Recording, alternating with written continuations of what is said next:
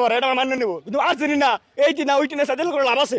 কোনো লাভ নেই। ওকে বাপ রাস্তা যেতে পারে, পোলা রেখে যেতে পারে, এগুলো একবারে ফাউল কথা। একেবারে খামাখা, কারণ এখানে গোল দিয়েছে জার্মানি, কিন্তু চিল্লায় কারা? যারা পারে না, যারা তাদের বাপ মানে তারা হচ্ছে চিল্লায়। এই যে এবার এখানে এই যে পাঁচটা দেখা যাচ্ছে, আশা করি এবার এক্সপ্রেশন পূরণ হবে ইনশাআল্লাহ। সর্বোপরি শেষ কথা, আমরা যারা সিঙ্গেল আছি বিশ্বকাপ নেওয়া না বন্ধ, বিবাহ করবো না, এক কথা বিবাহ করবো না। আমাদের পরিবারে 5 জনের ভিতরে 4 জনই আর্জেন্টিনা সমর্থক। আমার নতুন প্রজন্ম আর্জেন্টিনা সমর্থক। ও 2টা জার্সি দেওয়া হয়েছে, আর্জেন্টিনাটাই বাইছা নিছে। কোন কোন দলের জার্সি দিয়েছিলেন? ব্রাজিল আর আর্জেন্টিনা। তো বলেন তো বিস্তারিত আমার ওয়াইফ ব্রাজিল করে, ঠিক আছে, তখন ওয়াইফের কাছে নেওয়া হয়েছে, আমার কাছে নেওয়া হয়েছে, তো আর্জেন্টিনা জার্সিটাই বাইছা নেওয়া নিছে। সেই ক্ষেত্রে বোঝা যায় যে ও আর্জেন্টিনাই সমর্থক।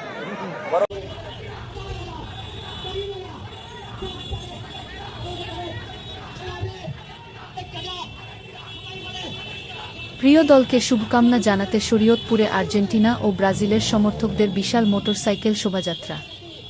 শরীয়তপুরে প্রিয় ফুটবল দলকে শুভকামনা জানাতে আর্জেন্টিনা ও ব্রাজিলের সমর্থকদের উদ্যোগে বর্ণাঢ্য মোটরসাইকেল শোভাযাত্রা অনুষ্ঠিত হয়েছে।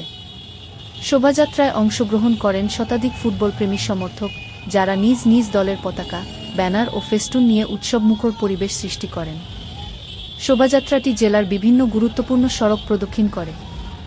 এ সময় আর্জেন্টিনা ও ব্রাজিলের সমর্থকরা নিজেদের দলের জার্সি পরিধান করে প্রিয় দলের পক্ষে বিভিন্ন স্লোগান দেন এবং আসন্ন ম্যাচে দলের সাফল্য কামনা করেন। আয়োজকরা জানান, ফুটবল বিশ্বের অন্যতম জনপ্রিয় খেলা। প্রিয় দলের প্রতি ভালোবাসা প্রকাশ এবং খেলাধুলার মাধ্যমে সম্প্রীতির বার্তা ছড়িয়ে দিতেই এই আয়োজন করা হয়েছে। তারা বলেন, মাঠের খেলায় প্রতিদ্বন্দ্বিতা থাকলেও সমর্থকদের মধ্যে সৌহার্দ্য ও ভ্রাতৃত্বপূর্ণ সম্পর্ক বজায় রয়েছে। শোভাযাত্রা ঘিরে সাধারণ মানুষের মধ্যেও ব্যাপক উৎসাহ-উদ্দীপনা দেখা যায়। রাস্তার পাশে দাঁড়িয়ে অনেকেই এ ব্যতিক্রমী আয়োজন উপভোগ করেন এবং ছবি ও ভিডিও ধারণ করেন।